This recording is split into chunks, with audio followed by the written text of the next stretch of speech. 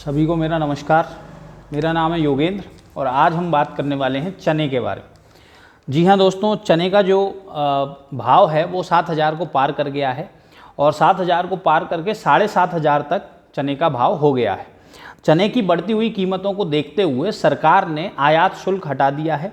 उसकी वजह से अब भारत सरकार चने को विदेशों से आयात करने की तैयारी कर रही है। विदेशों से चना मंगाएगी भारत सरकार, जिससे भारत के बाज़ारों में चने की कीमत को काबू में रखा जा सके।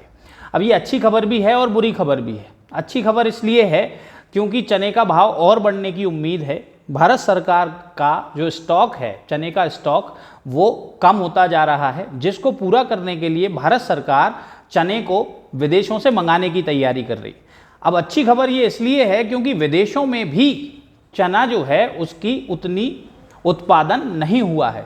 चने का उत्पादन विदेशों में ना होने की वजह से भारत में और भी ज़्यादा चने की कीमतें बढ़ने के आसार हैं। बुरी खबर इसलिए है क्योंकि इसकी वजह से चना यदि महंगा होता है तो भारत में महंगाई और भी ज़्यादा जोर पकड़ने वाली है।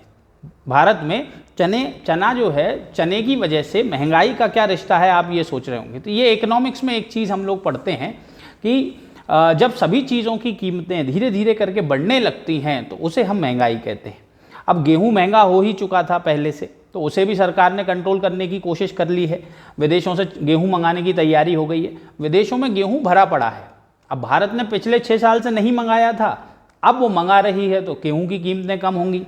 और चना जो है, चना के ऊपर भी भारत सरकार ने आयात शुल्क लगाया हुआ था, तो अक्टूबर तक उस आयात शुल्क को हटा दिया गया है। मतलब अब विदेशों से भी चना मंगाया जाएगा। फिर बात ये आ रही है कि भारत सरकार का जो स्टॉक है वो कम हो गया है, तो भारत सरकार उस स्टॉक को मेंटेन करने के लिए, बनाए रखने के लिए विदेशों से चना आयात कर रही है।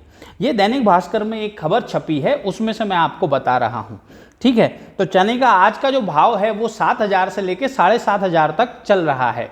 बड़ी मंडियों में जैसे इंदौर मंडी हो गई या भोपाल मंडी हो गई, विदिशा में भी 7,000 से ऊपर ही चना बिक रहा है। अशोकनगर मंडी में 7,000 के आसपास चने की जो है भाव है। तो आज की ये खबर आपको चने का भाव बताने के लिए थी। आप उस हिसाब से अपना डिसीजन ले लेना कि चना आपको रखना है या बेचना है। आने वाले समय में चने की कीमतें कम भी हो सकती हैं अगर विदेशों से चना जल्दी आ जाता है तो, और अगर चना नहीं आता है तो चने की कीमतें भारत में आने वाले समय में 1 से 2 महीने के भीतर बढ़ भी सकती हैं। अब ये आपका फैसला है कि आप चना रखना चाहते हैं या चना बेचना चाहते हैं। एक खबर और आ रही है कि जो भारत सरकार है वो चने के ऊपर स्टॉक लिमिट लगाने की तैयारी कर रही है। जो व्यापारी हैं उनसे कहा जाएगा कि आप एक लिमिट से ज़्यादा स्टॉक नहीं कर सकते।